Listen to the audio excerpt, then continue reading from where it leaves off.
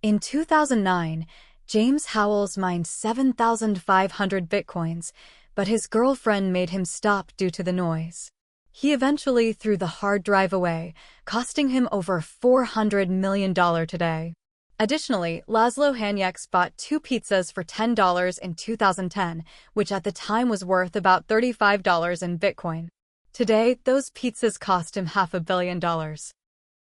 Bitcoin Pizza Day is celebrated on May 22nd, marking the day Laszlo Hanyecz bought 2 pizzas for 10,000 bitcoins. Despite Bitcoin's recent growth, the concept of cryptocurrency dates back further than most realize. Bitcoin's origins and the mystery behind its creator remain fascinating, even as the cryptocurrency faces skepticism and a bad reputation due to frauds like BitConnect and OneCoin, as well as its use in illegal activities. Bitcoin is often seen as unregulated and associated with illicit activity, but it's gradually being recognized as more than just a speculative asset.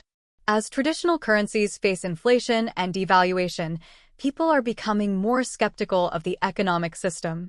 The need for new financial thinking is growing, as highlighted by Friedrich Hayek, Nobel laureate in economics, who in 1984 stated that he didn't believe good money would ever exist again. While Bitcoin isn't perfect, it achieves the goal of bypassing government control by creating a decentralized system.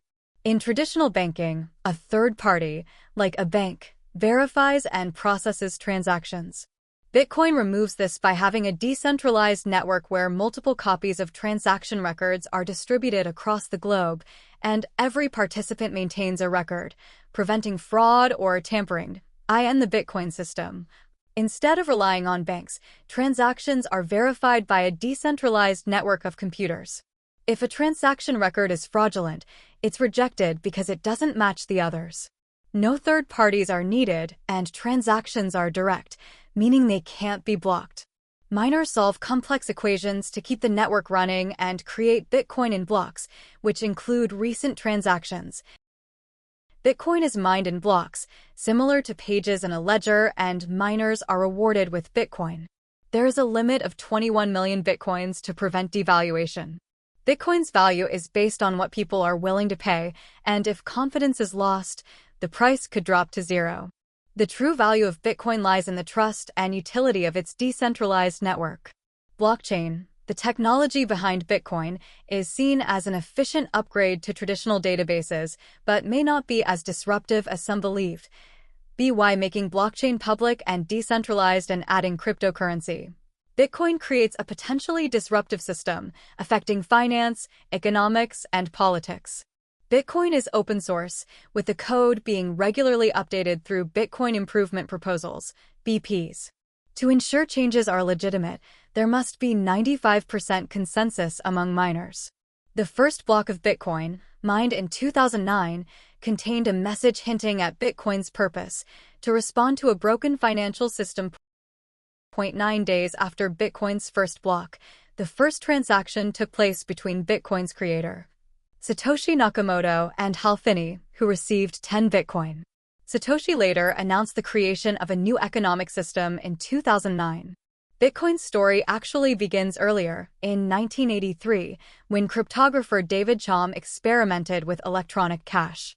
As part of the cypherpunks movement, he aimed to protect privacy and created the blind signature protocol, a foundational element for modern blockchain technology. David Chaum created a concept for using eCash to make payments, allowing proof of identity without revealing personal details, such as in cases where someone needs to verify their age. In 1989, Chaum founded DigiCash, with Nick Szabo joining the company.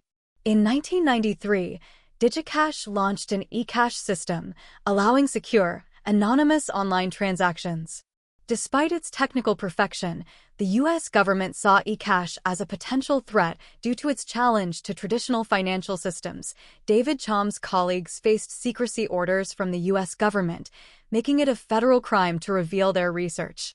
The National Security Agency, NSA, discouraged cryptography conferences, leading Chaum to risk imprisonment to set cryptography free. At its peak, eCash caught the attention of Bill Gates, who offered $100 million to integrate it into Windows 95. Cham declined the offer as he was skeptical of others' intentions due to his paranoia and stubbornness. David Cham believed that better offers would come and wanted eCash to be perfect. He saw the development of digital cash as crucial for determining whether we live under a dictatorship or a real democracy. However, infighting led to him losing control of DigiCash, and the company eventually went bankrupt in 1998 after banks showed little interest in adopting the product. This marked the end of the first wave of digital currency. Despite the early struggles, progressive thinkers still saw potential in electronic crypto money. The idea wasn't bad, just ahead of its time, and lacked strong leadership. In 1999, economist Milton Friedman stated that electronic cash was necessary for the internet and could help limit government power. In the mid-1990s, the idea of cryptographic money gained momentum, with the NSA even publishing a paper on anonymous electronic cash. Despite proposing a centralized bank, the movement continued with new ideas like B-Money, designed by Wei Dai in 1998, which aimed to create online economies free from regulation. However, B-Money remained theoretical, although Jim Bell's assassination politics proposal, which suggested using an encrypted currency for political assassination bounties, gained some notoriety. It ultimately led to Bell serving time in prison. In contrast, Nick Szabo's 1998 concept of Bitgold, which proposed digital currency as a valuable commodity mined through cryptographic equations, stood out. Bitgold aimed to replicate the security and trust characteristics of gold without relying on central authorities, making it a notable precursor to Bitcoin. If David Cham's eCash was an early ancestor to Bitcoin, then Nick Szabo's Bitgold was the crucial missing link. Despite Bitgold being a foundational idea, it was never widely adopted due to privacy concerns and technical flaws. After a decade of silence in the cryptographic money space, in 2008, Bitcoin's domain was anonymously registered, and in 2008, Nakamoto released a white paper titled A Peer-to-Peer Electronic Cash System, outlining Bitcoin. This paper ignited a chain reaction that revolutionized finance. Today, cities like Miami are exploring using Bitcoin for salaries, payments, and taxes. Bitcoin's breakthrough came in overcoming the double spending problem, which had plagued past digital currencies. Unlike physical money, digital money is just data, which can be replicated, leading to the risk of spending the same coin multiple times. Traditional systems like eCash relied on banks as trusted third parties to manage transactions, but Nakamoto's vision for Bitcoin was to eliminate trust entirely.